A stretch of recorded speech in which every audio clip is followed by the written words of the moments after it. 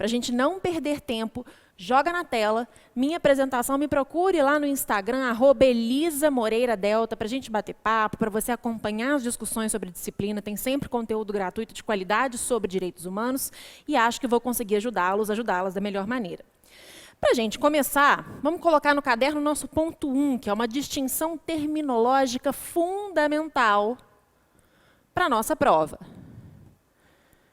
Distinções iniciais entre direitos do homem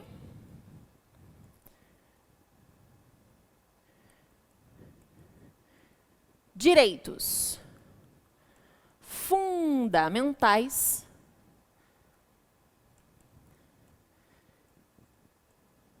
e direitos humanos. Vem para mim.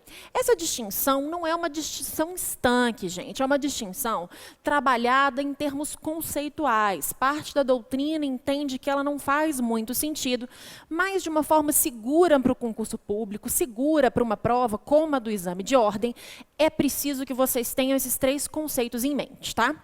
Se eu falo em direitos do homem, eu falo daqueles direitos jusnaturais, inerentes à perspectiva do ser humano. Então, eu, Elisa, pelo simples fato de ter nascido, por exemplo, tenho meu direito à vida. Se eu pego esses direitos e coloco num ordenamento jurídico interno, ou seja, na Constituição de um Estado, na legislação infraconstitucional, eu digo que esses direitos são direitos fundamentais. São esses mesmos direitos do homem, agora aplicados em uma perspectiva da legislação interna. Esse mesmo direito, quando colocado em um acordo, um pacto, uma carta, um documento externo, será um direito humano. Então, Elisa, qual é a diferença principal, a diferença inicial entre os direitos do homem e os direitos fundamentais e direitos humanos? Os direitos do homem, pessoal, independem de positivação. Independem de positivação jurídica, não é necessário que eles estejam colocados em um texto escrito. Os direitos fundamentais e os direitos humanos, por sua vez, precisam dessa positivação, sendo que os direitos fundamentais estão positivados na ordem jurídica interna e os direitos humanos na ordem jurídica externa. Vamos anotar? Põe na tela, vamos colocar aqui um esqueminha básico para a gente entender isso e nunca mais errar. Direitos do homem. Palavrinha-chave. Jusnaturais. Inerentes àquela perspectiva biológica, eles são do homem, da mulher, do idoso, da criança, enfim, do ser humano, independentemente de qualquer positivação jurídica. Os direitos fundamentais exigem positivação na ordem jurídica interna. E os direitos humanos, positivação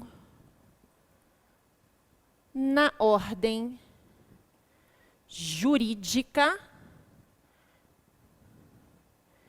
externa. Então, para ficar claro, para você nunca mais errar, direito à vida é um direito biológico, um direito jusnatural. Nasci, aqui estou eu, pronta aqui me apresentando para vocês. Eu tenho esse direito independentemente dele estar exposto ou disposto em um texto escrito.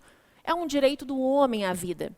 Se eu pego esse mesmo direito à vida e coloco lá no caput do artigo 5º da Constituição, eu tenho direito fundamental à vida. E por quê? Porque ele está posto, escrito, positivado na ordem jurídica interna do Estado. Se o mesmo direito à vida é colocado no Pacto de São José da Costa Rica, por exemplo, que nós vamos falar um pouquinho sobre ele na aula de hoje, sim, nós temos um direito humano à vida, lá no artigo 4º do Pacto de São José, ok? Ponto número 2, põe no caderno para a gente, distinção básica entre direitos e garantias. Direitos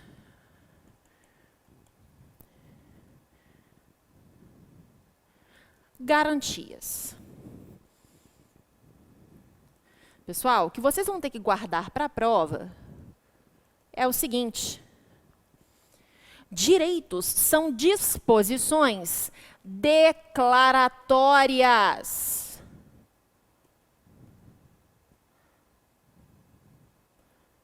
Enquanto as garantias são disposições assecuratórias.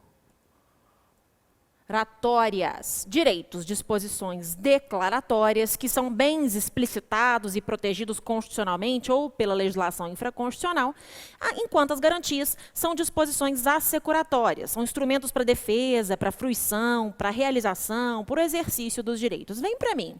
Se eu falo em direitos, por exemplo, a liberdade de locomoção prevista lá no artigo 5º da nossa Constituição, eu tenho um direito. A liberdade de locomoção é um direito. Qual a garantia também constitucionalmente prevista que é aplicável a esse direito à liberdade de locomoção? O habeas corpus. Beleza? Então, enquanto direitos são disposições declaratórias, são bens ali selecionados pelo ordenamento jurídico, as garantias são disposições que asseguram esses direitos, são disposições assecuratórias. Sem perder tempo, na tela o ponto 3. Eu disse que era uma super revisão hoje. Então, vamos em frente. Ponto 3. O ponto 3, pessoal, é a dignidade da pessoa humana, de enorme importância para a nossa prova. Prevista no artigo 1º, inciso 3 da nossa Constituição, ela tem o que chamamos de duplo viés ou duplo aspecto. Por que isso, Elisa? Porque na sua prova você vai colocar que a dignidade da pessoa humana, ela tem um viés, ela tem um aspecto unificador, então ela é unificadora, mas também tem um aspecto hermenêutico. Portanto, a dignidade da pessoa humana, ela é unificadora e é hermenêutica. Unificadora por quê? Porque ela é o chamado, anote, expressão de prova, eixo axiológico ou eixo valorativo de todo o ordenamento jurídico. Sim, a dignidade da pessoa humana é o eixo de valores da ordem jurídica de um Estado. E ela também é hermenêutica porque ela inspira e limita a aplicação do direito. Já vi isso cair em prova, então vamos colocar na tela. Unificadora, porque é o chamado eixo axiológico do ordenamento jurídico, é a razão de ser dos tratados internacionais sobre direitos humanos, trabalha a questão valorativa, os valores de uma ordem jurídica. E é hermenêutica, porque inspira e limita a aplicação do direito, a interpretação do direito. Nada adianta, gente, a gente garantir o direito à vida, por exemplo, se essa vida não for uma vida digna para o indivíduo.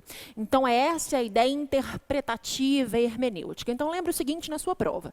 Duplo viés, duplo aspecto da dignidade da pessoa humana. UH.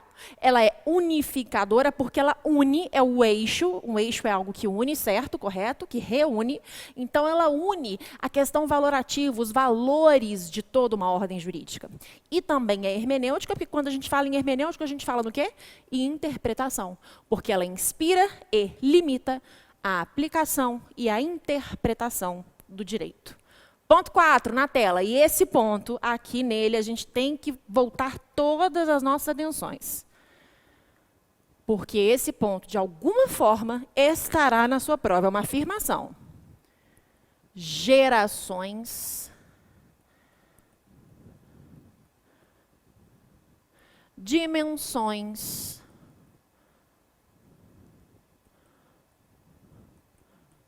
ou famílias de direitos humanos. Gerações, dimensões ou famílias de direitos humanos. Já vou colocar aqui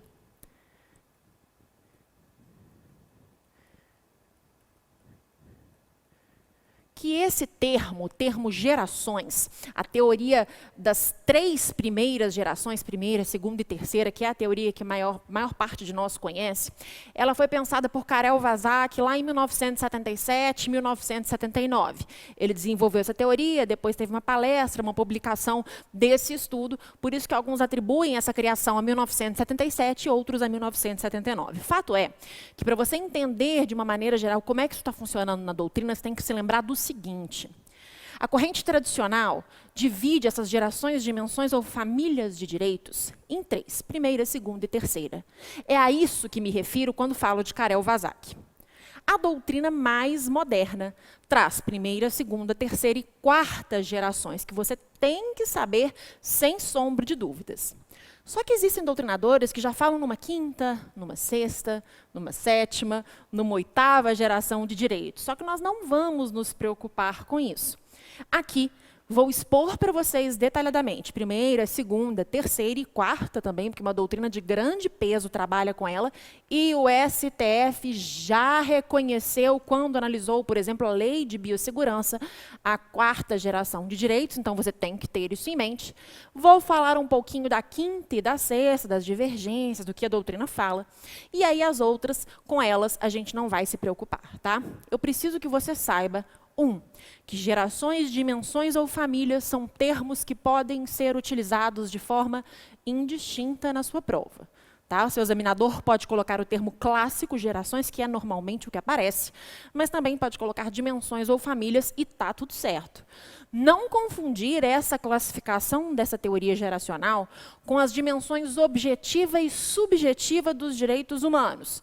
Não vi isso ser abordado em provas no exame de ordem, porque geralmente aparece numa segunda etapa de um concurso, algo mais verticalizado.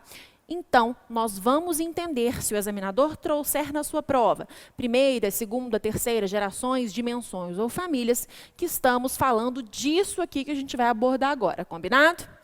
Primeira geração de direitos. Vou colocar só aqui umas pílulas no quadro, e enquanto eu estiver falando, ao contrário do que eu faço, quem já foi meu aluno sabe, ao contrário do que eu faço normalmente, eu falo, larga o caderno, não é? Larga aí o seu computador, que eu vou explicar depois. Como a gente só tem esse único encontro, a gente vai acabar com todos os temas que podem aparecer na sua prova, mas aí eu vou precisar do seu esforço, de você ouvir minha voz e anotar, tá? Põe na tela, só para a gente colocar aqui, ó, umas pílulas, uns pontos aqui, nevrálgicos da disciplina. Primeira geração de direitos. O que vocês vão colocar no caderno? Coloca aí que a primeira geração de direitos vem da passagem do Estado absolutista para o Estado liberal.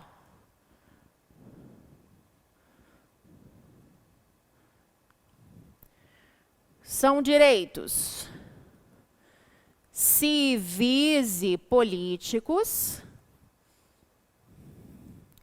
demandam uma abstenção estatal, ou seja, o Estado não atua, é o não agir ou não fazer estatal. A igualdade buscada aí, pessoal, é a igualdade formal, ou seja, a igualdade perante a lei. E nós temos como exemplos direito à vida, as liberdades, consciência, crença, voto, nacionalidade, propriedade, ok? Ótimo. Vem para mim, então vamos fazer um resumo disso. Houve, a gente estudou isso em história, todos nós estudamos, a passagem do Estado absolutista para o Estado liberal.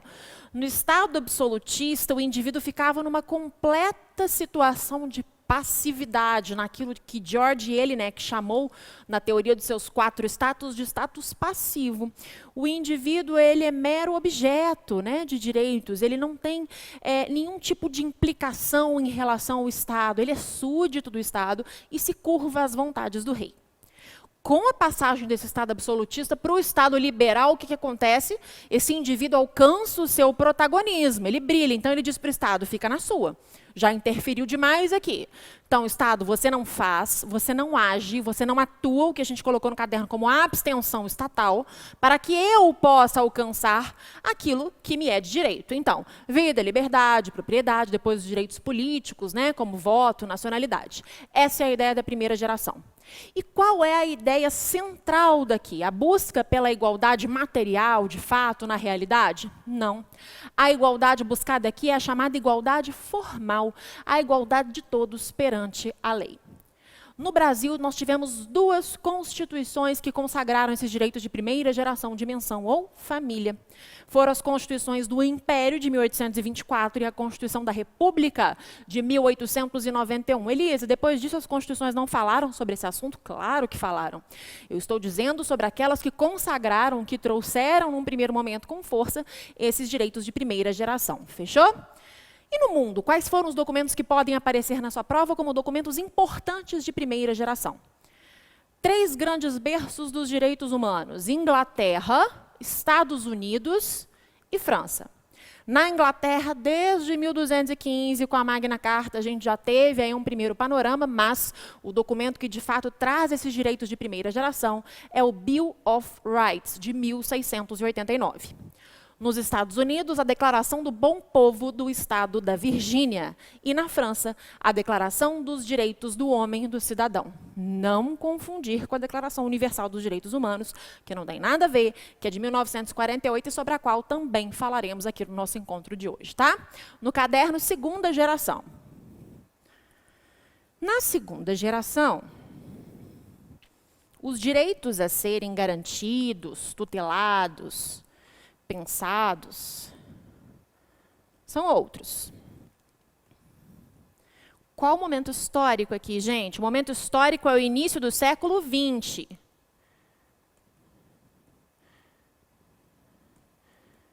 Direitos trabalhistas, direitos sociais em geral, né, que demandam o quê?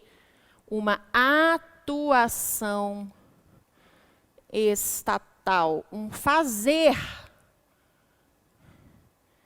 estatal. Direitos sociais, econômicos e culturais.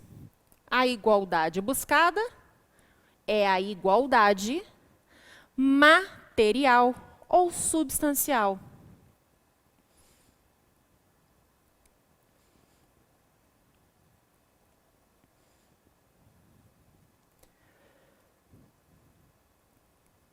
Ou seja, a igualdade de fato, na realidade. Não apenas aquela igualdade perante a lei, aquela igualdade formal da primeira geração. Quais são os exemplos de segunda geração que a gente pode colocar aqui no caderno para a gente se lembrar? Educação, saúde, lazer, cultura, certo? Todos esses direitos sociais, econômicos, culturais, trabalho, fundamental falar do direito ao trabalho.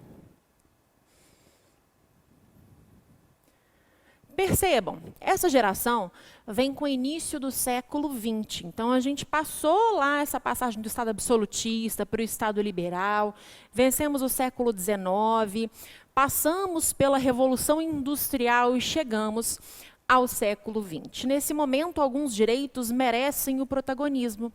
O indivíduo agora não tem mais apenas aqueles direitos em que ele diz Estado não faça.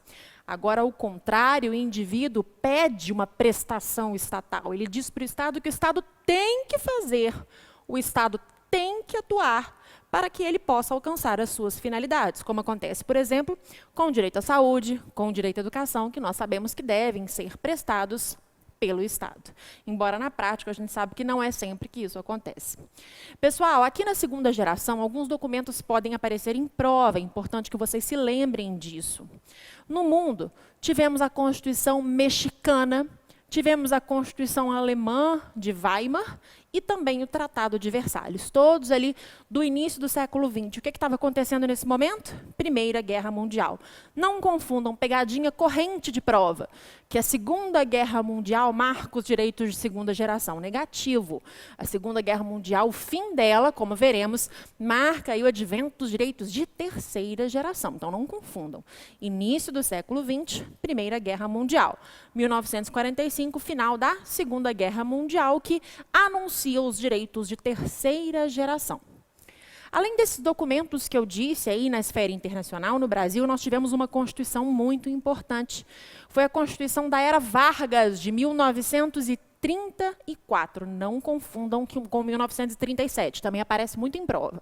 1934, portanto, é a Constituição que trabalha esses direitos de segunda geração de uma forma marcante, que apresenta esses direitos de uma forma realmente marcante ao ordenamento jurídico brasileiro. No caderno Terceira Geração, vamos lá.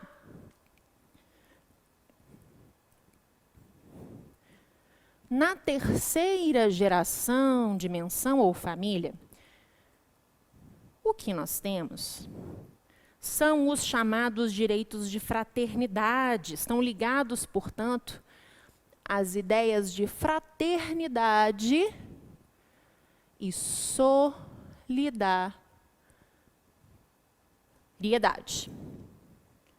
São direitos que surgem no contexto pós-Segunda Guerra Mundial, 1945. E aí vocês já vão fazer o seguinte, ó.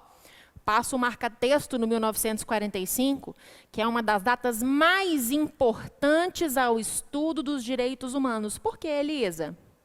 Porque em 1945 faz uma parte aqui, ó, criação da ONU, Sistema Global de Proteção. Vamos falar sobre isso tudo. Uma série de coisas aí interessantes. A Carta da ONU. Tudo isso data de 1945. Então, um ano fundamental à proteção dos direitos humanos, conhecido como o grande marco da internacionalização dos direitos humanos. Eu vou anotar isso, porque isso já foi questão de prova. Marco da internacionalização dos direitos humanos. O ano de 1945. Joia? Então vamos voltar para a terceira geração. Fraternidade e solidariedade no contexto pós-Segunda Guerra Mundial. E qual era a ideia aqui? Face aos abusos cometidos nesse contexto da Segunda Guerra Mundial, gente, os estados precisavam se dar as mãos. Os estados precisavam fazer algo para que, de fato, a sociedade internacional se reerguesse. Então, são os chamados direitos difusos e coletivos.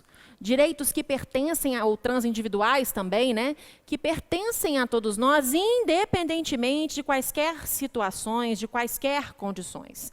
E aí, como exemplos, o que a gente pode fazer? Só para manter o padrão dos outros slides, o prof colocou como? Assim, ó, exemplo. Quem já foi meu aluno também sabe da pequena obsessão que a professora tem por um caderno organizado, que eu acho que isso ajuda muito a vida de vocês. Então, exemplos aqui, ó.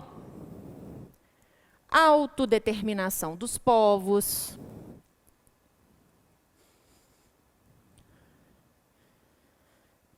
meio ambiente saudável,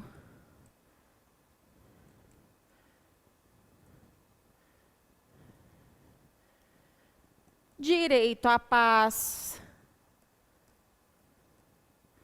E aqui você faz um asterisco, porque a gente vai falar sobre isso. Direito à paz. Defesa do consumidor.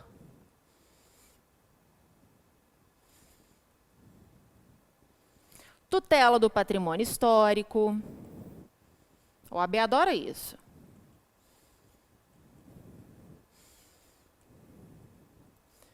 Tá? Todos esses exemplos de direitos de terceira geração. Vem para mim. Lembrando daquela história que a gente falou sobre os documentos importantes, presta muita atenção no que eu vou te dizer agora. No cenário internacional, o grande documento que marcou esses direitos de fraternidade, trazendo já lá no seu primeiro artigo o espírito de fraternidade, foi a Declaração Universal dos Direitos Humanos, a nossa DUDH, datada de 10 de dezembro de 1948. Mas, ao longo dos seus 30 artigos, com exceção dessa menção ao espírito de fraternidade no artigo 1º, ela não traz exemplos como, por exemplo, o meio ambiente dentro dos seus 30 artigos. Basicamente, ela separa ali até mais ou menos o artigo 21, direitos de primeira dimensão, e a partir do artigo 22, direitos de segunda dimensão.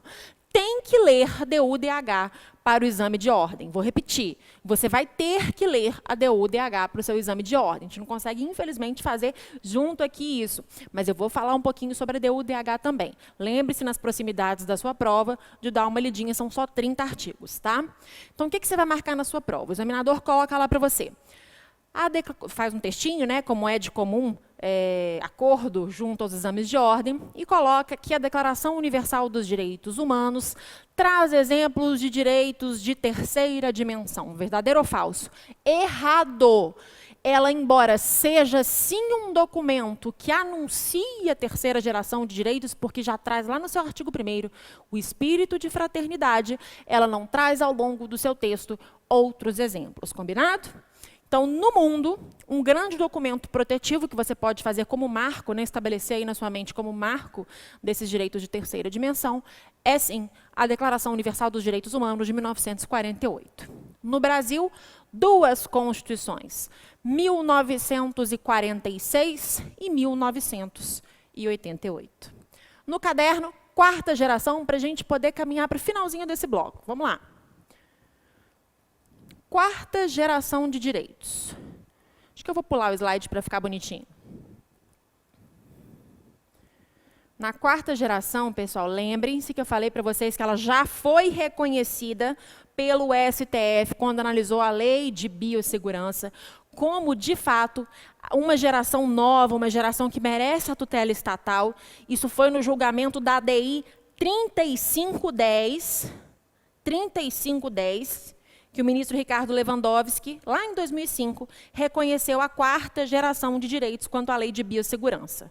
Fechado? Então, coloca aí no seu caderno isso. Bom, na 4ª geração, nós temos direitos que surgem com a modernidade e a globalização dos direitos humanos.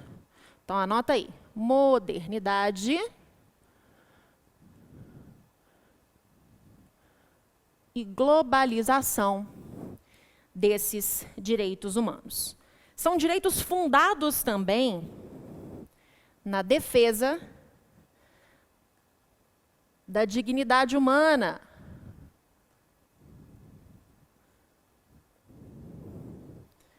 Essa 4ª geração afasta intervenções abusivas de quem? Do Estado e de particulares na esfera individual. Pode vir na sua prova assim também, ó. Reconhece novos direitos frente às novas tecnologias, tá certo? Reconhece novos direitos frente a novas tecnologias, correto também, tá? Quais são exemplos que a gente pode colocar na 4ª geração? Bioética,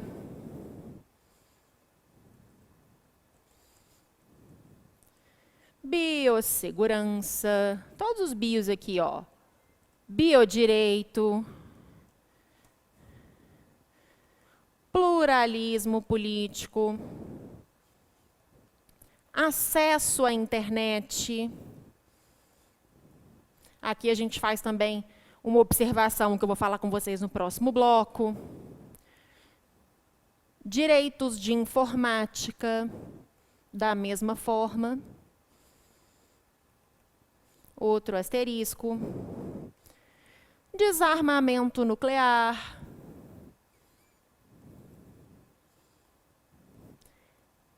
Direito à diferença. Super moderno isso para cobrar em prova, viu? Atenção. Nós falávamos da quarta geração de direitos. Sim, a quarta geração de direitos, portanto, é aquela geração que trabalha novos direitos frente a novas tecnologias. Nós falamos que a doutrina mais moderna, exemplo do nosso querido professor aqui da casa, Bernardo Gonçalves, ele traz, sim, uma quarta geração. Aliás, né, nossa sugestão aqui de uma doutrina para você estudar direitos fundamentais, estudar aí toda essa parte, que os direitos humanos e direitos fundamentais aqui seguem uma mesma linha. Você pode aí adquirir o livro do professor Bernardo, que não há dúvidas que é o que tem de melhor no mercado falando sobre o assunto. Bom, nós falamos da quarta geração, desses ideais de modernidade, de globalização. E eu quero enfrentar no comecinho desse bloco com vocês, para a gente mudar de assunto, quinta e sexta dimensões. Nós falamos, você se lembra bem, que a doutrina tradicional trabalha primeira, segunda e terceira gerações, correto? A quarta geração já foi reconhecida pelo STF, pode marcar sem medo na sua prova, no julgamento da ADI que eu citei para vocês. E também a doutrina mais moderna. A quinta e a sexta gerações, às vezes, elas se misturam um pouco, né? Elas confundem aí alguns conceitos já trabalhados nas gerações passadas. Mas como podem aparecer em prova, aqui a gente não tem tempo para aprofundar nessa discussão, eu vou trazer o que você vai marcar numa prova de múltipla escolha. Volta na tela para mim, por favor, para a gente falar da quinta e da sexta gerações de direitos. E aqui nós vamos enfrentar aqueles asteriscos que a gente colocou, olha só.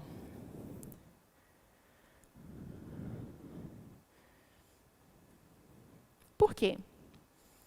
Está lembrado que lá na terceira geração, direito à paz, eu fiz um asterisco?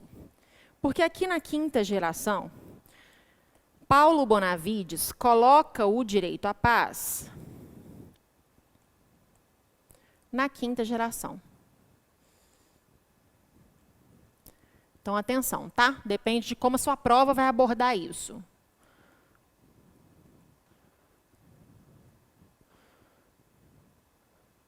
Ah, Elise, se vier uma alternativa terceira e uma alternativa quinta sem falar nada, essa questão vai ser anulada. Tá? A prova tem que te direcionar. Outros autores falam que esses direitos de quinta geração, né, são direitos à paz universal e à segurança internacional. Então, se isso aparecer na prova, na quinta geração, está corretamente. Não sabe o que o examinador vai abordar, né? Então, estou te cercando aqui de todas as possibilidades. Alguns autores, volta ali um pouquinho, que eu coloquei o acesso à internet e os direitos de informática na quarta, eu acho mais seguro, mas existem autores que colocam acesso à informática, os direitos de informática aqui na quinta geração. Então, cuidado.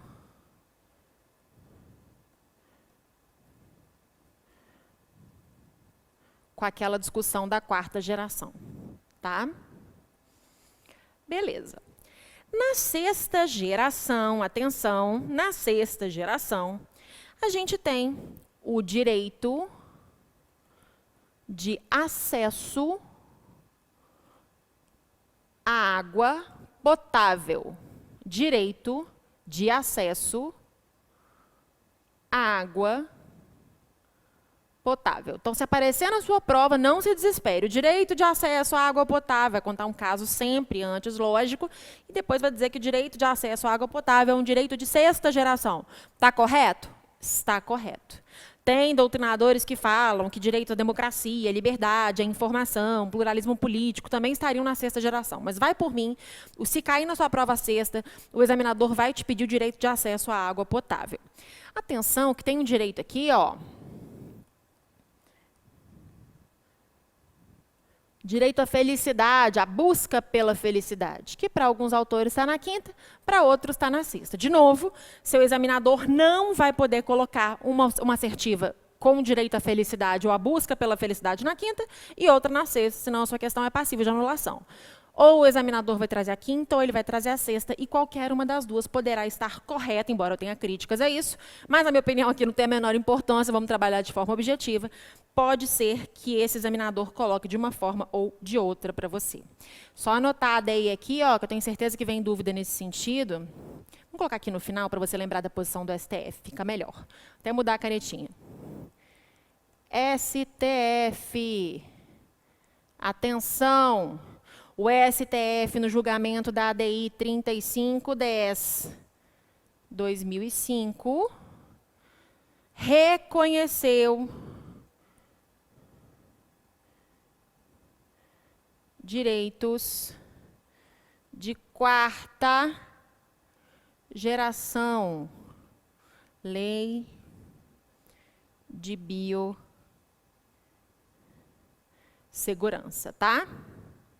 E outra coisa legal que o STF fez, que é bacana para a gente marcar, foi o ministro Celso de Mello, lá na década de 90, é que fez a correlação com primeira, segunda e terceira gerações, com aqueles ideais, aqueles cânones da Revolução Francesa. Tá lembrado das aulas de história?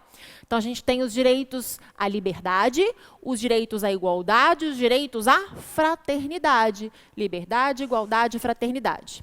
Da mesma forma, a gente faz essa relação com primeira, segunda e terceira gerações de forma direta. Direitos de primeira geração, direitos de liberdade.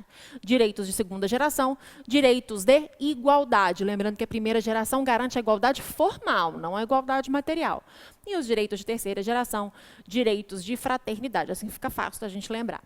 No caderno, para a gente ir para o próximo ponto, põe na tela, por favor. A gente estava aqui no nosso ponto 4. E aí, de fato, agora iniciando a segunda parte da nossa aula, nós vamos falar sobre ponto 5, as características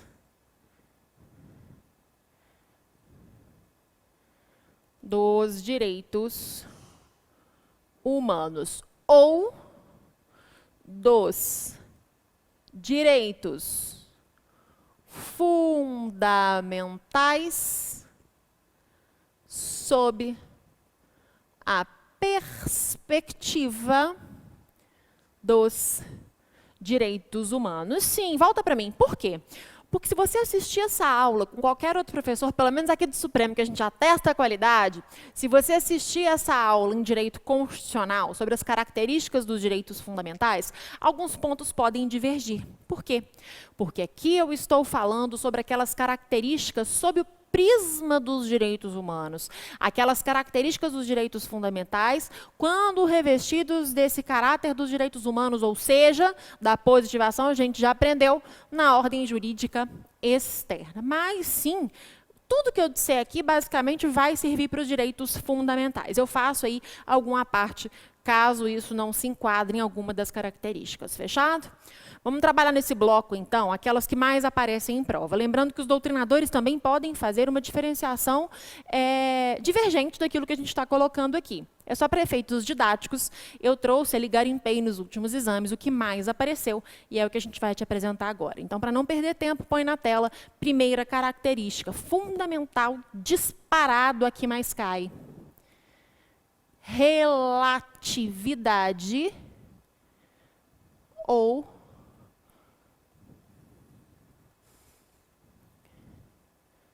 limitabilidade. Para mim, dizer que os direitos humanos são direitos relativos, são direitos limitáveis, e aqui também aplicava os direitos fundamentais, significa dizer que não são absolutos. Então, eu vou repetir para você marcar na sua prova sem medo de ser feliz. Não há direitos fundamentais absolutos. Calma que a gente vai falar de uma exceção, mas por enquanto respira com a prof. Ó.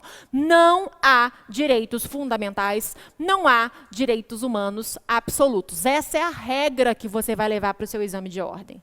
Essa é a regra que você vai levar. E por que isso? Agora, para você entender além de decorar. No caso concreto, nós sabemos que nós temos o sopesamento de interesses, o sopesamento de direitos. Eu tenho que ver ali, no caso concreto, o intérprete da norma, o julgador, o delegado de polícia, o juiz de direito, ele vai verificar, naquele caso concreto, qual direito ou qual grupo de direitos deve prevalecer. certo? Então, caso haja uma tensão, hoje a gente usa mais tensão do que conflito, embora não esteja errado, mas caso haja uma tensão entre esses direitos, no caso concreto, o julgador, o intérprete da norma, vai preferir por um ou por outro.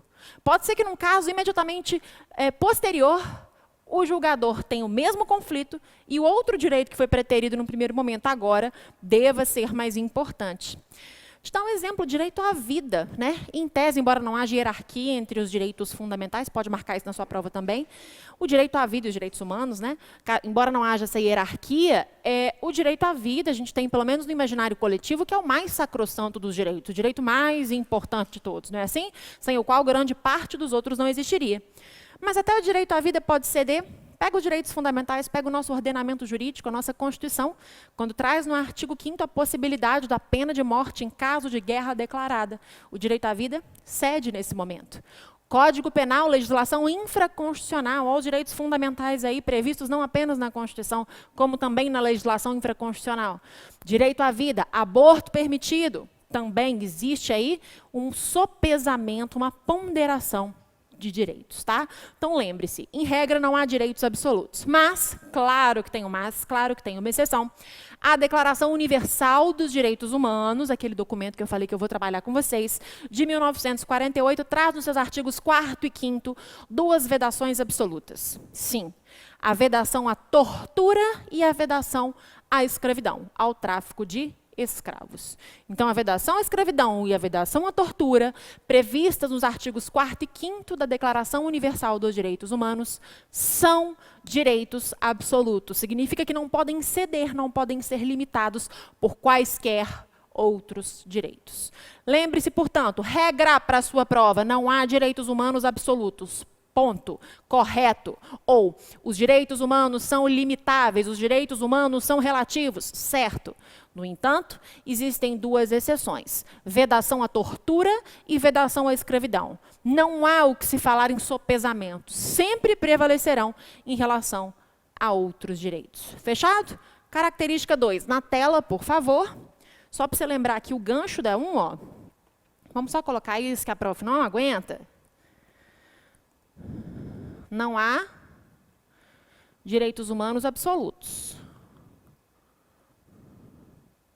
Mas, pode marcar isso sem medo, mas vedação à tortura, vedação à escravidão não são limitáveis, não são relativos, ou seja, seriam direitos absolutos. Artigos 4º e 5º da Declaração Universal dos Direitos Humanos. Opa, volta aqui. Característica 2. Falamos da relatividade ou limitabilidade. Agora nós vamos falar sobre a universalidade dos direitos humanos. Também despenca em prova. Atenção. Muita atenção. Dizer que os direitos humanos são universais é trabalhar esse conceito sob dois aspectos. Primeiro, os direitos humanos eles são universais porque são oponíveis a todos, independentemente de quaisquer condições. Sim, independentemente de condições como etnia, raça, procedência nacional, orientação sexual, gênero, nada disso importa. Todos nós somos titulares desses direitos na mesma medida, certo? Mas eu disse a vocês que a universalidade enfrenta um duplo aspecto. Sim, os direitos humanos são, sim, universais, porque são oponíveis a todos, mas também são universais porque representam a possibilidade daquele que viu o seu direito humano violado, o seu direito fundamental violado no ordenamento jurídico interno, pleitear a satisfação desse direito humano no ordenamento jurídico externo, perante cortes internacionais.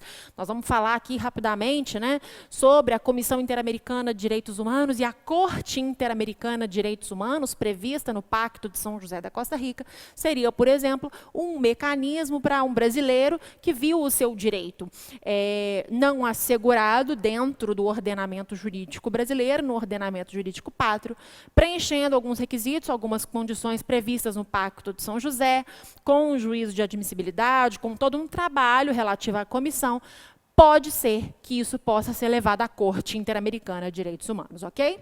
Então, universalidade, duplo aspecto. Primeiro, oponibilidade a todos. Os direitos humanos são oponíveis a todas as pessoas.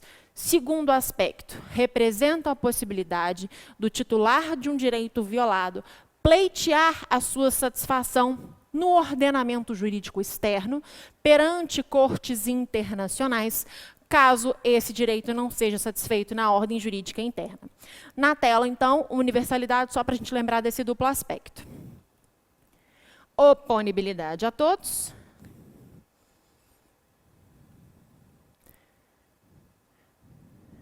Todas as pessoas, independentemente de quaisquer condições. E possibilidade, vou colocar assim, de pleito internacional, perante aí essas cortes internacionais.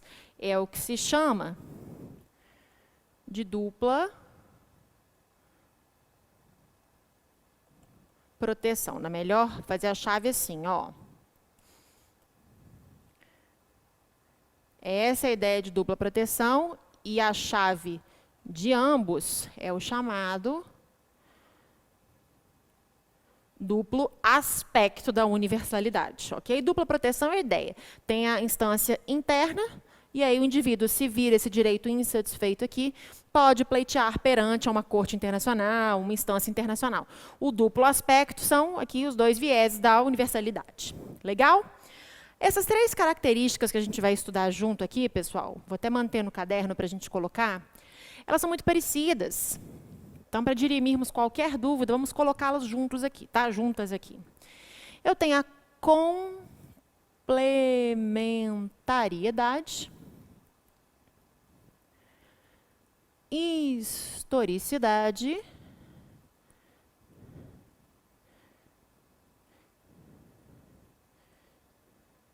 e inexauribilidade. Nossa, Elisa, quanto idade, quanto nome, vem para cá. Quer passar no exame de ordem? Tá aí para você. Aliás, gente, esse resumão nosso aqui, ele vale, claro, essa aula específica para o exame de ordem, mas ele com certeza vai ajudar qualquer um de vocês que esteja fazendo um concurso público, ou que venha fazer um concurso público, que aborde os direitos humanos, sem dúvida. É um resumão que vale para qualquer concurso, né? Traz as bases para qualquer concurso que traga disciplina. Então, é importante que você se atenha mesmo aos conceitos dessa aula. Essas três características, complementariedade, historicidade e inexauribilidade, são características semelhantes. Por quê? Dizer que os direitos humanos são complementares significa dizer que uma geração se socorre da outra. A gente já estudou isso. Se nós temos, por exemplo, um direito à saúde na segunda geração, não faz sentido que ele exista se antes nós não tivermos uma vida protegida na primeira. Então, esses direitos são complementares, por isso alguns autores preferem o termo dimensões, lá em gerações, dimensões ou famílias, porque geração é uma crítica, daria a ideia de algo estanque, petrificado. A gente fala, por exemplo, meus pais são de outra geração, por isso que eles não entendem isso. Pois bem, não parece que é algo que ficou para trás, algo engessado, algo ali duro, né? Um núcleo rígido no qual não se pode penetrar? Por isso, a ideia de dimensões é uma ideia mais moderna. Mas, repito, na sua prova, se trouxe as gerações, está perfeito, está redondinho, tá? A complementariedade, ela traz exatamente isso, uma geração aí buscando o seu fundamento em outra. É como se os direitos humanos fossem, de fato, aí a história dos direitos humanos, a gente quase entra na historicidade, fosse aí uma mochila que a gente fosse colocando as nossas vivências. E aí, sim, nós entramos na historicidade. Vou explicar as três juntas, aí a gente vai para o caderno, fechado? Na historicidade, portanto, nós temos aqueles direitos que foram mais importantes às necessidades de cada época, de cada momento histórico, de cada demanda social histórica. Não falei com vocês da passagem do Estado absolutista para o Estado liberal? No Estado absolutista era a expressão máxima do Estado interferindo na esfera de disponibilidade do indivíduo. E aí o indivíduo cansado diz, chega, para, agora eu não quero que o Estado interfira. Então, olha o que o momento histórico pedia. O momento histórico pedia que o Estado não interferisse, que o Estado não atuasse, não agisse, para que o indivíduo pudesse alcançar aquilo que ele desejava no momento, certo? Na segunda geração, virou. Agora não, agora que o indivíduo já estava com aquele conjunto de direitos básicos, né, individuais básicos ali sedimentados, o indivíduo fala, Estado, vem cá, agora eu preciso que você faça, agora eu preciso que você atue. Essa era a demanda do início do século XX. O povo precisava de trabalho, de educação, de saúde, de lazer, de cultura. Certo? Então, uma geração se socorre da outra. Nenhum de nós, quando a gente fala na complementariedade, voltando, nenhum de nós pode ter apenas um grupo de direitos, senão isso fica sem esse todo, né? Sem essa completude que é necessária à vida de todos nós. Se eu falo na inexauribilidade, a terceira característica que a gente colocou nesse grupinho, eu falo que os direitos humanos são inesgotáveis. Algo inexaurível é algo inesgotável. Sim, a partir de cada momento histórico, viu como é que a gente puxa as três características juntas?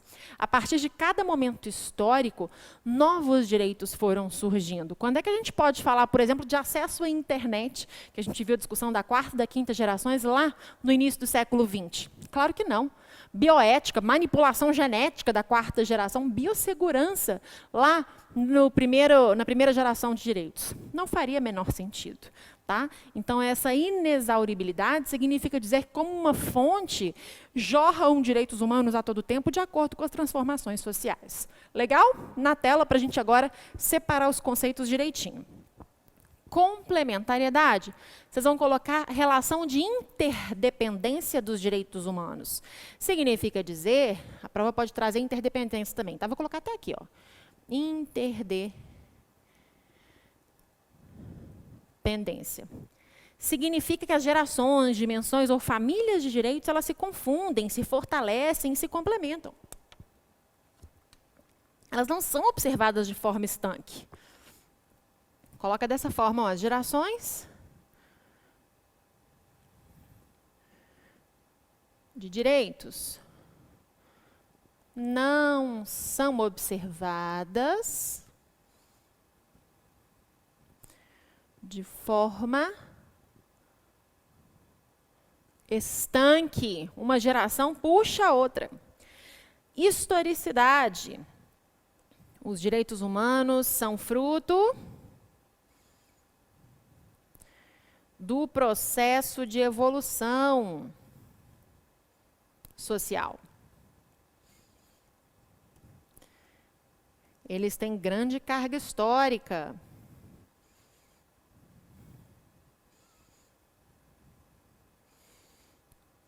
Certo? Tem tudo a ver os direitos humanos com os momentos históricos em que eles foram concebidos, trazidos aí à baila. Já a inexauribilidade traz que os direitos humanos são inesgotáveis.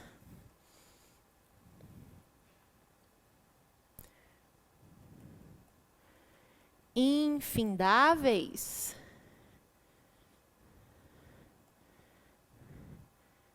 Com possibilidade de ampliação.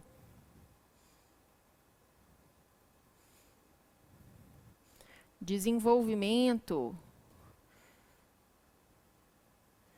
Mutação, certo? Claro, gente. Claro, de acordo com a perspectiva histórica do momento. Por isso, essas três características devem ser estudadas de forma contínua, para a gente entender toda a lógica dos direitos humanos. A próxima característica é uma característica autoexplicativa. Então, a gente põe aqui no cantinho da tela, que é a essencialidade. Sim, os direitos humanos, eles são essenciais, eles são básicos a uma vida em sociedade. Eles são fundamentais ao desenvolvimento de uma vida com qualidade. Então, você vai colocar assim, ó. Os direitos humanos são básicos, essenciais.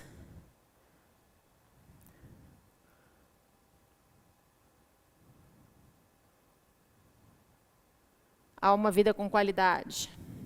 Legal? Ótimo. Sétima característica, essa é super importante. Liga o radar aqui, hein? Sétima característica é a característica da indisponibilidade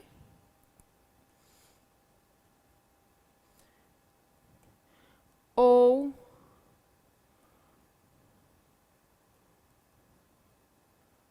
inalienabilidade. Indisponibilidade ou inalienabilidade, certo?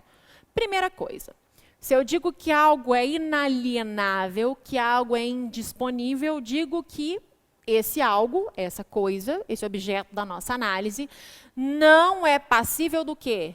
De valoração econômica. E por quê? Pensa comigo, a gente está falando dos direitos humanos. Se eu falo que os direitos humanos são inalienáveis, se eles são indisponíveis, significa dizer que eles não têm conteúdo econômico. Mas por quê? Vamos pensar, além de decorar? Sempre falo isso. Volta aí, põe na tela. Volta aí as características e vamos lá na universalidade. Os direitos humanos, gente, eles não são oponíveis a todas as pessoas. Todos nós não temos direitos, não temos, né, acesso, em regra, a esses direitos. Lembrando que estudar direitos humanos é estudar na utopia, gente, porque na prática a gente senta e chora e desiste, larga a caneta e vai embora. Porque, infelizmente, a gente sabe que muita coisa do que a gente diz aqui é o dever ser, né? É aquilo que a gente gostaria que fosse, é aquilo que a gente luta diariamente, pouco ou muito, cada um com as suas possibilidades, com a sua voz, para que aconteça. Mas, na prática, a gente sabe que a gente tem muito ainda a caminhar. Então, estudar direitos humanos para você compreender, estudar aquilo que a gente deveria fazer, é aquilo que deveria ser, tá? Para você não confundir, porque às vezes o aluno traz para a prática e acaba se confundindo um pouco. Vamos estudar aquilo com positividade, aquilo que a gente deveria ter no nosso dia a dia, na nossa vida corriqueira. Voltando à indisponibilidade ou inalienabilidade, eu disse que os direitos humanos, para justificar essa característica, voltando aqui, eu disse que os direitos humanos, eles são universais. No primeiro aspecto dessa universalidade, nós estudamos que eles são universais por quê? Porque eles são oponíveis a todas as pessoas. Todos nós, em regra, somos titulares desses direitos. Então, se eu tenho esse direito, se você tem, se o seu colega tem, seu pai, sua mãe, seus amigos, se todo mundo aqui tem, não faz sentido que esses direitos tenham o quê? Quantificação econômica, a gente já tem acesso a eles. Então, para que eu vou dispor desses direitos? Para que eu vou adquirir esses direitos? Essa é a ideia utópica, fundamental da característica da indisponibilidade ou da inalienabilidade. Mas, trazendo para o contexto prático, o que o seu examinador vai te perguntar? Como é que o STF entende isso, que é o que importa para a nossa prova aqui? O STF entende que são dotados da característica da inalienabilidade ou indisponibilidade aqueles direitos que atingem a dignidade humana no seu cerne. Sim, aqueles direitos mais importantes. São esses que não podem ser alienáveis, que a gente não pode dispor. Porque, por exemplo, o direito à propriedade seria, para alguns, trabalhando aqui com uma perspectiva de prova de primeira etapa, tá, gente? Que o seu examinador vai te trazer, tá? Então, lembra isso. Lembra disso. Esses direitos, por exemplo, direito à propriedade, que não atingem, ao menos de forma objetiva, o âmago da dignidade humana. Eu tenho um carro, quero vender o carro para Maria. Vou vender meu carro, ninguém tem nada a ver com isso. Legal? Um negócio livre, ilícito, tudo certo, sem nenhum vício, né? Nenhuma questão relacionada ao consentimento. Eu vou e passo meu carro para Maria, porque o direito à propriedade é meu, e eu vou vender o carro. Tá? Sem discussões teóricas mais profundas. Essa é a ideia. O STF fala que eu não posso, por exemplo, vender um rim. Tenho 2, estou fazendo nada, vou vender um, fazer um dinheiro. Posso? Não posso, mas posso vender o meu carro. Então, repetindo, o STF entende que são dotados da característica da inalienabilidade ou da indisponibilidade aqueles direitos que estão relacionados frontalmente com a dignidade humana. Na tela, para a gente anotar esses conceitos que são mais sensíveis. O que vocês vão colocar aqui primeiro? A característica, que é a ausência de conteúdo econômico.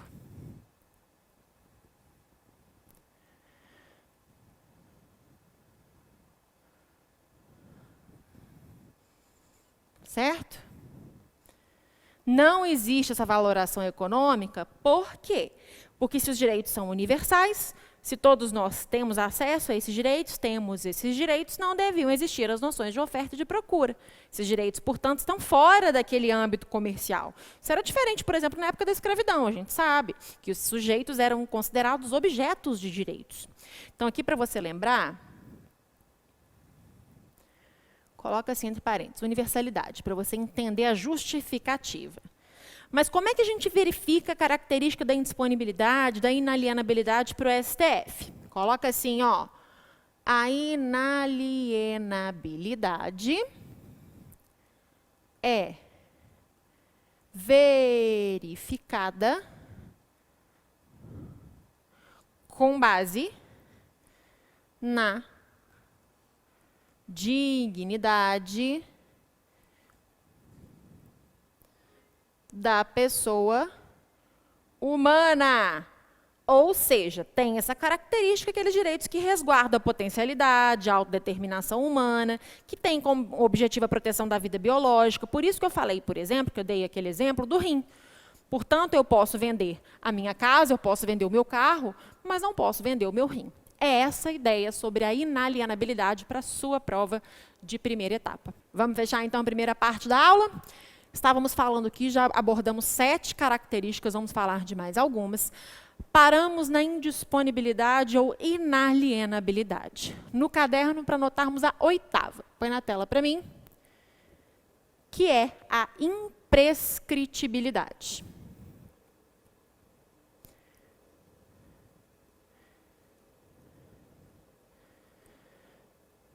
Dizer que os direitos humanos são imprescritíveis é dizer que esses direitos não se perdem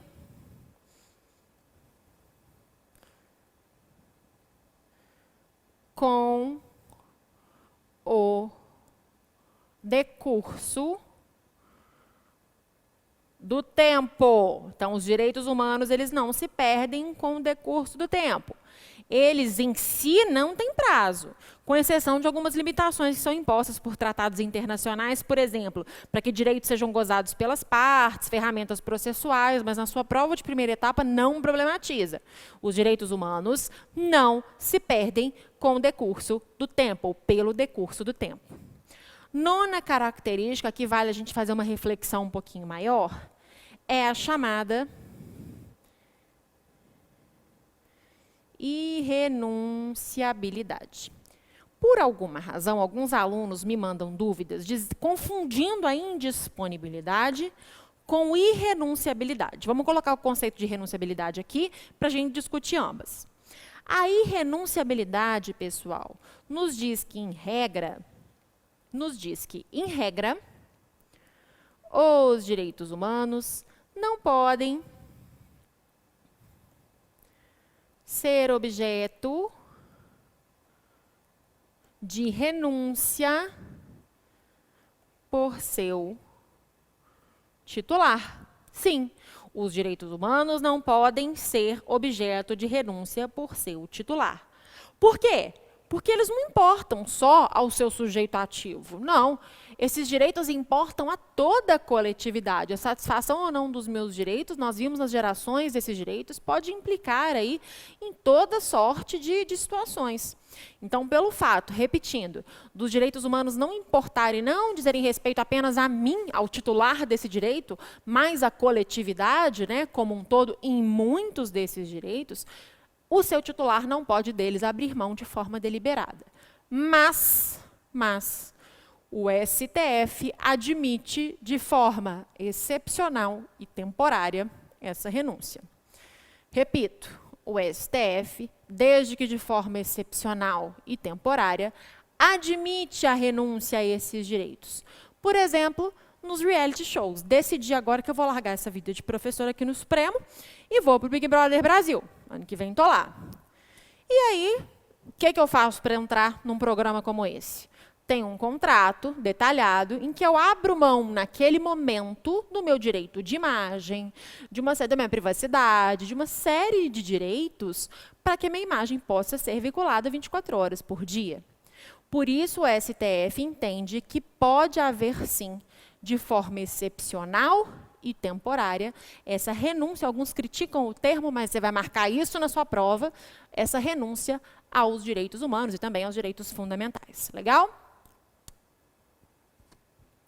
Aí eu contei para vocês que algumas pessoas, alguns alunos, costumam confundir a característica da inalienabilidade, da indisponibilidade, o fato de eu dispor desses direitos, com a irrenunciabilidade.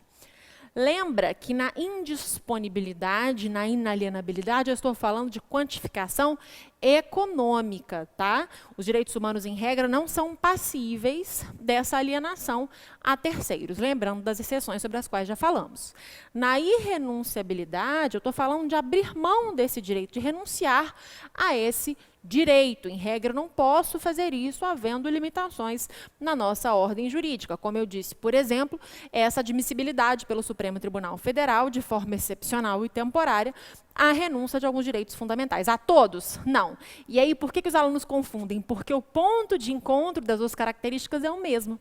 Aqueles direitos que firam a dignidade humana de uma forma que perspectiva biológica, mesmo a vida, a integridade física, esses direitos, em relação a eles, o STF diz, não tem conversa.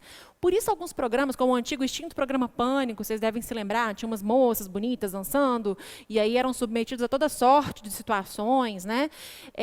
Várias decisões judiciais vieram mostrando que essa situação não mais poderia perdurar. Como tem um programa também, eu acho uma estupidez, mas chamado Jackass, não sei nem se passa ainda, você deve achar na internet, de toda sorte de violação física. As pessoas são queimadas, são machucadas, já foram mutiladas por esses programas. Então, aqui no Brasil, o STF falou, chega, deu, acabou, deu por hoje. É essa a ideia da nossa irrenunciabilidade, tá? Na tela, para a gente fechar o assunto características, nós vamos falar sobre a nossa vedação ao retrocesso. Vedação ao retrocesso, também conhecida como efeito cliquet ou não reversibilidade dos direitos aqui no Brasil, tá? Fundamentais sociais. Aqui a gente fala também dos direitos fundamentais, então presta atenção. Todas as conquistas alcançadas pelo ser humano em relação a direitos fundamentais, em relação a direitos humanos, não podem retroceder. Pensem, foi uma perspectiva histórica cansativa, longa, né? A busca por direitos humanos ela é feita também de suor, de lágrimas, de sangue. Não se esqueçam disso, não é algo que hoje vamos garantir o direito à vida e ótimo, e num caminho florido e feliz a gente continua, não. São batalhas muito pesadas. Então, esses direitos que foram adquiridos não podem retroceder, sob pena aí de uma mácula inenarrável às nossas garantias individuais, aos nossos direitos sociais, tudo aquilo que a gente viu até agora. Então, lembre-se, eu falo sempre aos meus alunos, já devia ter falado na aula de hoje, vou falar agora pela primeira vez e devo repetir hoje. Lembre-se do nome dos institutos. Vedação ao retrocesso. É vedado o retrocesso. De quê? A gente está falando de direitos humanos. Em matéria de direitos humanos, não há o que se falar em retrocesso. Está certo. Por isso também chamamos de efeito cliquet, esse efeito cliquet que eu escrevi aqui, que é o efeito cliquet, que tem a ver com a linha de produção, a linha de montagem, né, uma expressão que veio dessa ideia, e também a não reversibilidade dos direitos fundamentais sociais. Aqueles direitos, né, que já foram alcançados pelos indivíduos não podem retroceder, não podem cair degraus. A gente precisa daqui para frente garantir os direitos relacionados principalmente à dignidade humana. E isso acontece quando, esse retrocesso? A gente vê isso de forma muito marcante, por isso a doutrina fala muito em não reversibilidade dos direitos fundamentais sociais em relação aos direitos fundamentais sociais, em relação aos direitos de segunda geração, dimensão ou família. Tá? Na tela, então, para a gente fechar o assunto características, vedação ao retrocesso. O que a vedação ao retrocesso nos fala? Ela nos fala que alguns direitos fundamentais já alcançaram um grau de intensidade normativa chamado de adequado, que já foi um grau de intensidade, de integração à sociedade, de tal maneira que eles não podem ser suprimidos, eles não podem ser usurpados, exceto se o Estado trouxer algumas prestações alternativas, desenvolver soluções alternativas para isso. Tá? Então, vocês vão colocar assim, todas as conquistas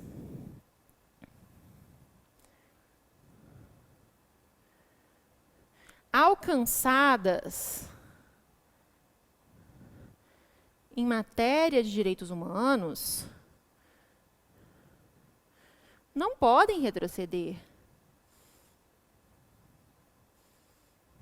não podem ser diminuídas. A proteção oferecida pelo Estado não pode ser diminuída. Vem para mim, vou dar um exemplo que a gente vai trabalhar especificamente quando chegarmos lá na Convenção Americana sobre Direitos Humanos, no Pacto de São José da Costa Rica. O artigo 4º, eu vou dar um spoiler aqui, o artigo 4º do Pacto de São José traz, sim, a possibilidade da pena de morte. Mas nos estados que já tiverem abolido, ela não poderá retornar nem mesmo por força do poder constituinte originário.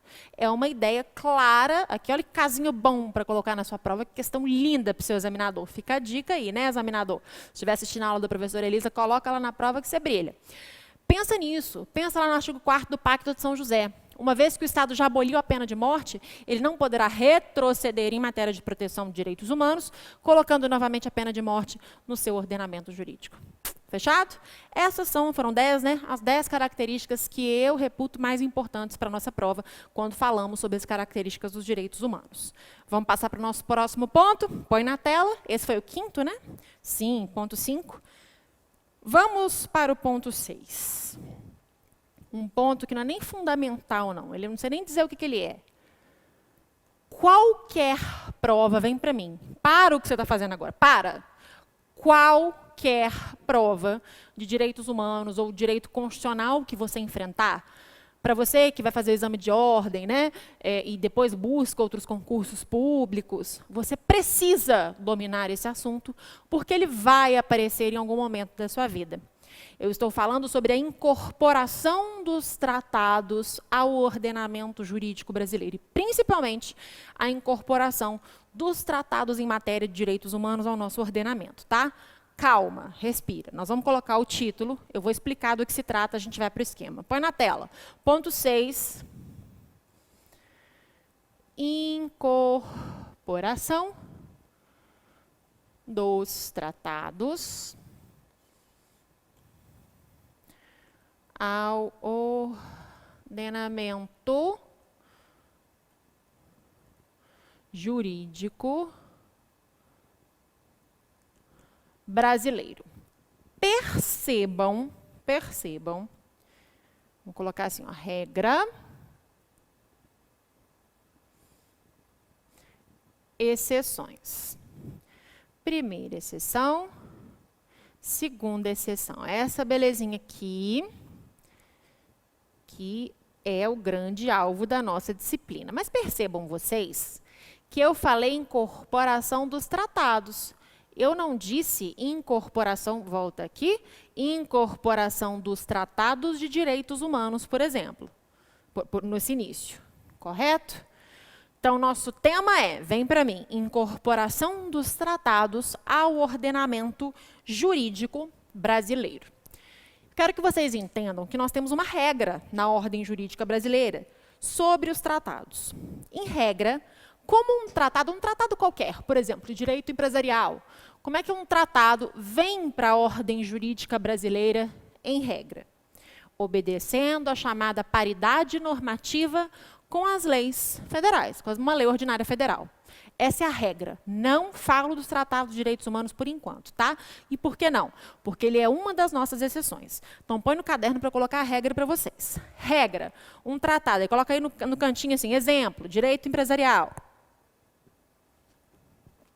Em regra, um tratado vem para a ordem jurídica brasileira, vamos colocar em azul, observando a chamada paridade normativa com as leis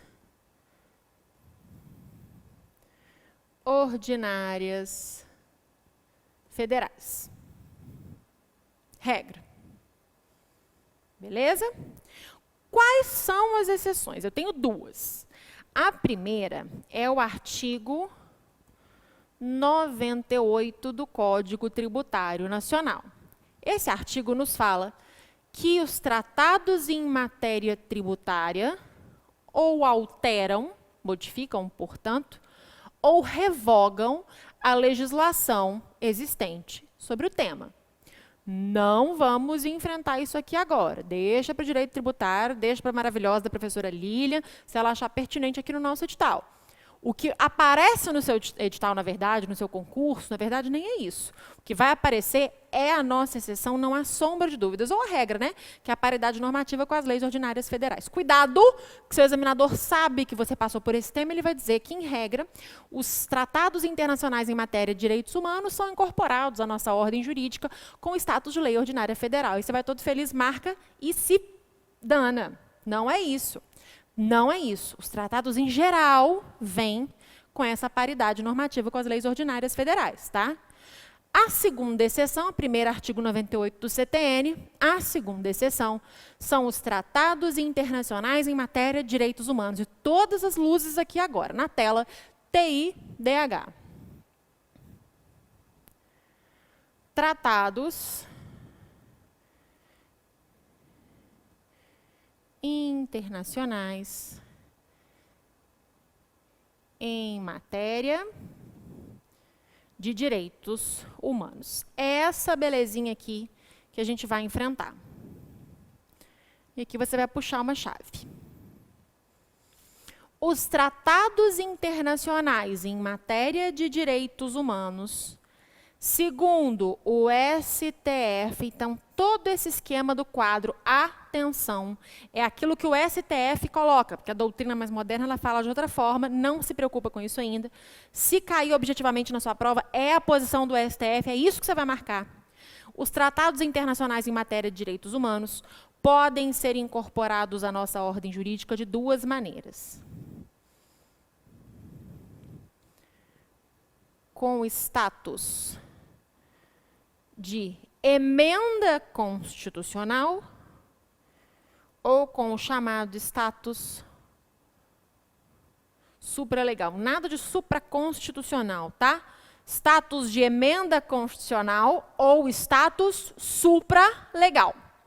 Status de emenda constitucional. O que vocês vão colocar aqui? Emenda constitucional 45 de 2004, que trouxe para a gente o parágrafo 3º ao artigo 5º da Constituição. Então, vem para mim, o que o artigo 5º, parágrafo 3º, nos diz, após a emenda constitucional 45 de 2004?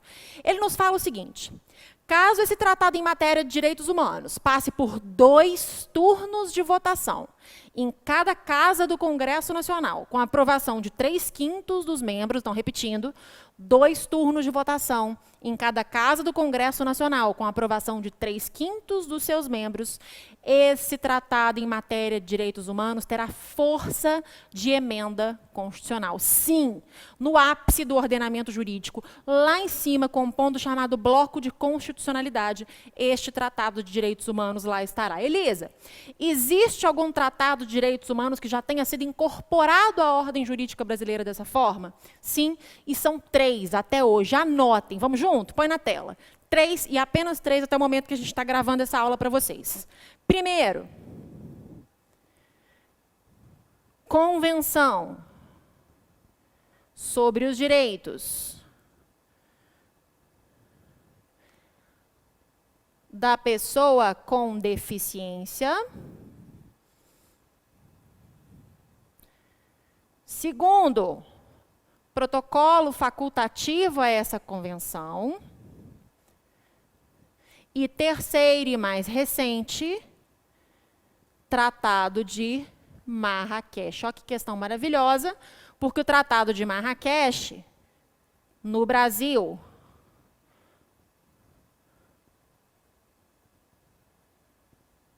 final de 2018, vem para mim, final de 2018, portanto, fresquinho na ordem jurídica brasileira, questão linda de prova, quase não caiu até hoje, tá? Então, 3 documentos, repito, já vieram para a ordem jurídica brasileira com essa força de emenda constitucional. E por que vieram dessa forma? Porque passaram por 2 turnos de votação, com aprovação por 3/5 dos membros de cada casa do Congresso Nacional. Onde é que está isso? Artigo 5º, parágrafo 3º da sua Constituição. Aqui a gente vai optar, nesse primeiro momento, por não ficar aí recorrendo aos artigos da Constituição, porque você pode fazer essa leitura de forma separada. Coloca aí no cantinho e depois você vai, leia o artigo 5º, parágrafo 3º. Na tela, Falei do status de emenda constitucional, falei desses 3 documentos, para você se lembrar, são 3 documentos que trabalham direitos de pessoas com deficiência. Sim, porque, por exemplo, o decreto 9522, o Tratado de Marrakech, ele fala sobre o acesso às pessoas cegas ou com deficiência visual a obras publicadas. E a Convenção sobre os Direitos da Pessoa com Deficiência, o seu protocolo facultativo, vou colocar aqui também o número para vocês, Decreto 6949 de 2009, aborda aí esses direitos de uma maneira geral. Então, até hoje, apenas esses 3 documentos, segundo a posição do STF, teriam o status de emenda constitucional. Volta aqui, teriam o status de emenda constitucional. E o que é esse status supralegal, Elisa? Me explica. Explico sim. Olha aqui, ó. A professora desenha super mal, mas o que importa aqui é boa intenção. O que é isso, gente? É um triângulo? É a bandeira de Minas Gerais? Não é não. Aqui é o ordenamento jurídico. A gente aprendeu isso, certo? Qualquer pessoa olha para isso sabe que é o ordenamento jurídico. Vem cá. Topo da pirâmide, a pessoa não sabe preencher, deixa para lá. Topo da pirâmide é o quê? É A. A é Elisa. É A. Topo da pirâmide, nós temos a mais a Constituição da República. É o chamado bloco de constitucionalidade. Certo? Então, a gente tem a Constituição e também as emendas constitucionais, claro, e também aqueles 3 documentos que nós trabalhamos agora há pouco. Essa linha aqui, ó, que separa o topo da base, é o chamado status supralegal. Aqui a legislação, a grosso modo, a legislação em geral, certo? Essa linha, pessoal, vem para mim que separa o topo, a Constituição, as emendas constitucionais, esses tratados em matéria de direitos humanos que foram incorporados segundo o parágrafo 3º do artigo 5º da Constituição. Essa linha que separa tudo isso do restante da legislação é, segundo o STF, chamado status supralegal. Supralegal porque, novamente, nome do instituto, supralegal, acima da legislação, mas abaixo da Constituição. Tá? Por que essa discussão é importante? Pacto de São José da Costa Rica, por que eu estou falando tanto nele, dentro de tantos aí documentos em matéria de direitos humanos? Porque é o que mais aparece para nós. Pacto de São José, disparado em provas de OAB e também em relação aos concursos públicos em geral, é o que aparece com mais frequência, claro, é ao lado aí da Declaração Universal dos Direitos Humanos.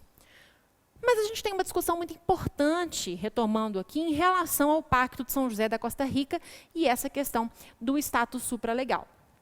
O artigo 7º, item 7 do Pacto de São José, veda por completo a possibilidade de uma prisão civil que não seja a prisão civil do devedor de alimentos. E na nossa Constituição, como vocês sabem muito bem, nós temos, ao menos textualmente no artigo 5º, nós temos a possibilidade de 2 tipos de prisão de natureza civil. Textualmente. Vai falar que a professora Elisa está dizendo que pode prender nessas 2 situações. Não, tá, gente? Já não pode há muito tempo.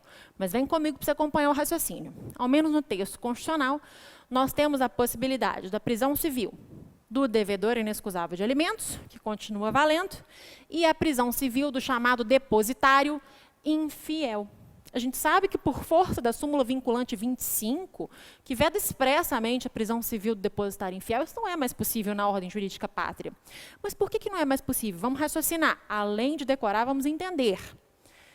No artigo 7º, item 7 do Pacto de São José da Costa Rica, o decreto 678 de 1992, atenção à data, 1992, nós temos que é vedada a prisão civil do depositário infiel. A contrário senso, né, porque ali no dispositivo está que é possível apenas a prisão civil do devedor de alimentos, certo? É um documento que, segundo as fases dos tratados que nós enfrentaremos como nosso próximo ponto aqui, é um documento que foi ratificado pelo Estado brasileiro e que teve a sua promulgação e a sua publicação no Diário Oficial da União. Então, o Estado brasileiro, ele se responsabiliza, sim, por eventuais descumprimentos ao texto daquele pacto, ao texto daquele documento. Aí você vai me perguntar, Elisa, essa pirâmide que você colocou aqui do status supralegal, não está me dizendo nada nesse momento. Por quê? Vem comigo, isso é você falando comigo, tá? A professora é meio maluca, a gente conversa, né, fazendo 2 papéis. Mas você vira para mim e fala, Elisa, você me contou que, segundo essa pirâmide, nós temos no topo a Constituição, mais esses tratados que vêm aí incorporados segundo o artigo 5º, parágrafo 3º. Temos uma linha de supralegalidade, que são os outros tratados em matéria de direitos humanos, e temos o restante da legislação. Certo? Correto. O raciocínio está correto. Mas vem cá, Elisa, você falando comigo. Vem cá, Elisa. Eu tenho isso tudo, eu tenho a Constituição, ápice do nosso ordenamento jurídico, de 1988, podia ser de qualquer ano, mas tem a Constituição, que é o ápice do nosso ordenamento jurídico, dizendo textualmente que pode, prisão civil do depositário infiel. E tem um tratado internacional que, embora de grande importância, está logo abaixo da Constituição, dizendo que não pode. Por que veio a súmula vinculante 25, então? Porque se for por esse raciocínio que você me falou, Elisa, segundo o posicionamento do STF, deveria prevalecer a Constituição. É isso? Não. O raciocínio estaria correto se não fosse o voto do ministro Gilmar Mendes e toda uma construção a respeito dos direitos humanos, ao caráter do pro homine. Põe na tela, de eu escrever isso para vocês, pro homine. E também, aqui, ó, no direito internacional a gente fala muito isso. Pro homine, a norma mais favorável ao ser humano. E os cogens, se escreve jus cogens, e os cogens, aquele direito cogente absoluto, né? Aquele direito absoluto, não no sentido de absoluto das características, mas no sentido de importante, de afrontoso, de enorme dentro da ordem jurídica mundial. Os direitos humanos estão aqui, ó. Sempre devem ser analisados segundo essa perspectiva. Então, quando vocês digitam, por exemplo, lá no Google, súmula vinculante 25, e aparece lá no STF, logo abaixo, vocês já têm aí uma boa exposição de motivos desse voto, né, que trabalhou isso. É muito interessante, vale a pena acompanhar, tira um tempo para dar uma lidinha nele. Em resumo, segundo o STF, portanto, prevalece o caráter da norma mais favorável ao ser humano, pro homine, o ius cogens, esse direito cogente, esse direito tão importante em matéria de direitos humanos. Por isso, nesse caso, o artigo 7º, item 7, o parágrafo 7º do Pacto de São José da Costa Rica, deve prevalecer sobre aqui a norma constitucional que, em tese, autorizaria a prisão civil do depositário infiel. Para a gente fechar esse raciocínio, a qual nome, né? Que nome nós damos a isso? É o chamado efeito paralisante das normas de direitos humanos. Na tela, vamos anotar. Efeito paralisante das normas de direitos humanos. Vou fazer aqui uma notinha para você lembrar. Súmula vinculante 25, para você ler. E o efeito paralisante dos direitos humanos, que tem o condão de paralisar, se cair na sua prova que o artigo 7º, item 7, o parágrafo 7º do Pacto de São José revogou o dispositivo constitucional, está certo? Não, errado, por favor, está errado. Mas tem o efeito paralisante, exerce esse efeito de paralisar a parte da norma que for contrária à previsibilidade deste documento internacional protetivo. Fechado? Terminando esse bloco por desencargo de consciência. Essa posição, joga na tela de novo para você ver que lindo o nosso esquema. Essa posição aqui é a posição, como eu disse, do Supremo Tribunal Federal. Mas a doutrina mais moderna nos diz o seguinte, rapidinho só para vocês entenderem. Aí exemplo de Valério Mazzuoli, por exemplo, que é o grande expoente que fala sobre isso. Ok, ele diz, existem tratados que são formal e materialmente constitucionais. Quais são eles? Esses 3 aqui, ó, que a gente viu. Formal e materialmente constitucionais, por quê? Porque sob a forma, eles têm o status de emenda constitucional. E sob a matéria, o âmago, o texto, não há nem o que se dizer, né? Mas existem também, pessoal,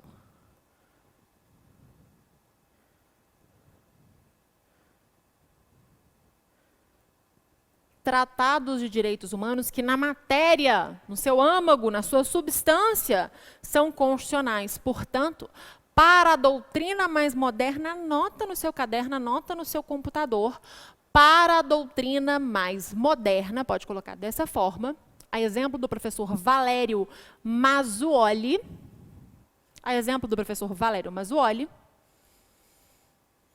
os tratados internacionais em matéria de direitos humanos,